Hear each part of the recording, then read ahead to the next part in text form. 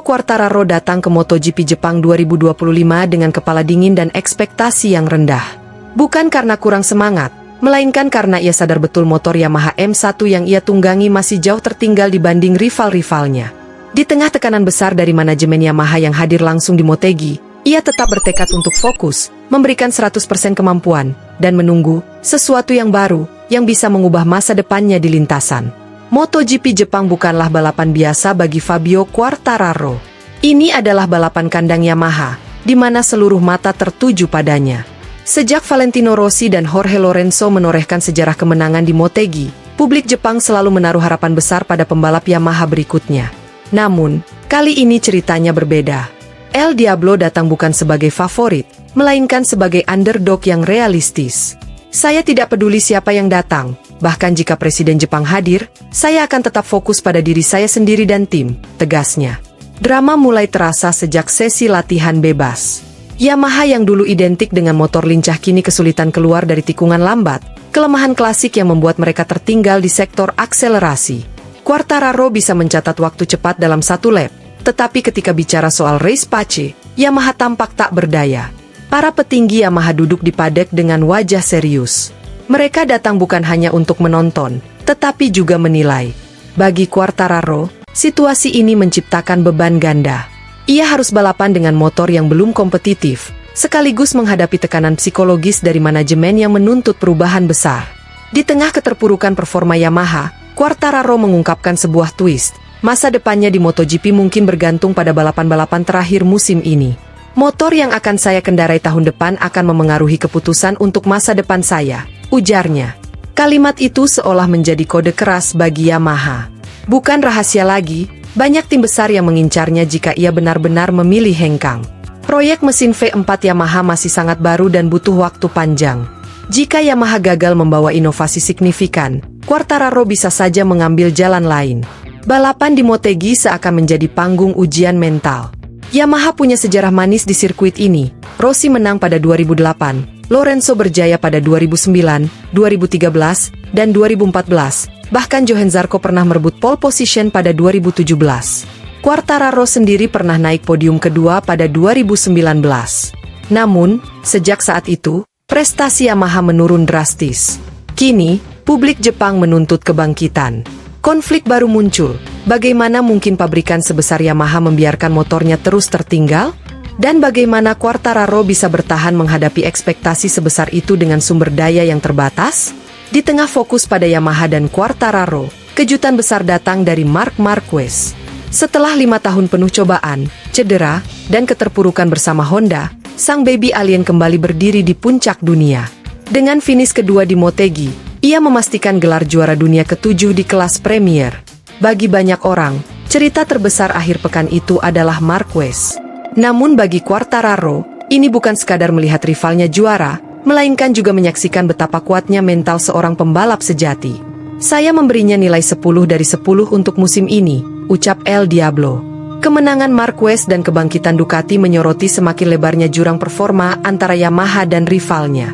Disinilah muncul twist konflik baru. Quartararo ingin tetap bersaing di papan atas, tetapi motornya tidak mendukung ambisinya.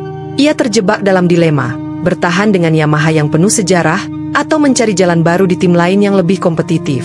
Proyek V4 Yamaha yang masih sangat muda menjadi taruhan besar. Quartararo menegaskan, bukan berarti saya menahan diri, saya hanya bersikap realistis. Mereka tahu apa yang harus dilakukan. Saya menunggu sesuatu yang baru. Kalimat ini bukan sekadar keluhan, melainkan ultimatum halus. Meski banyak tekanan, Quartararo memilih resolusi sederhana, fokus pada dirinya sendiri. Ia tidak mau terbebani oleh siapa yang datang ke paddock, atau bagaimana ekspresi para petinggi Yamaha.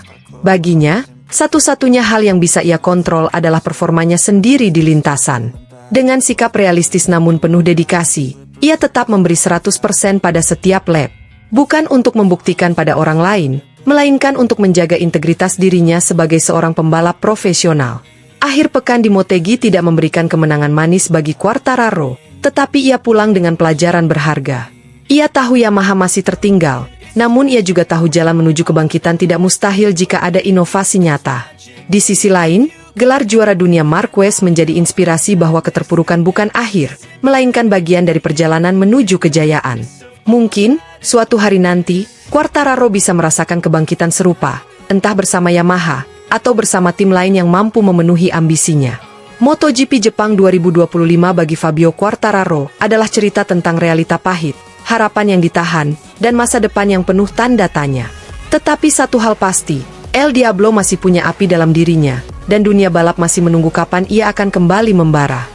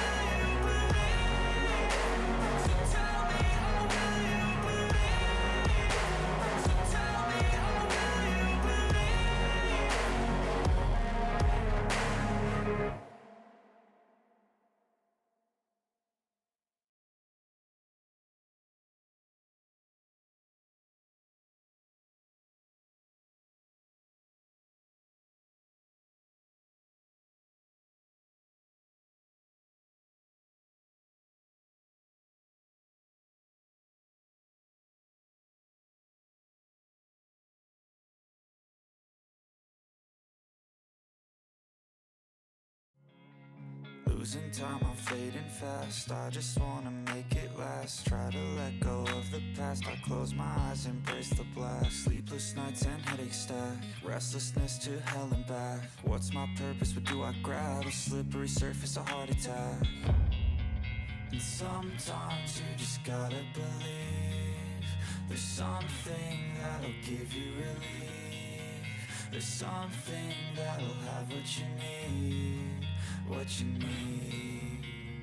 We're broken, it's tragic. We're not all elastic, but maybe there's magic. Believe you could have it. And I know of sadness, the anxious and panic, the infinite vastness of all that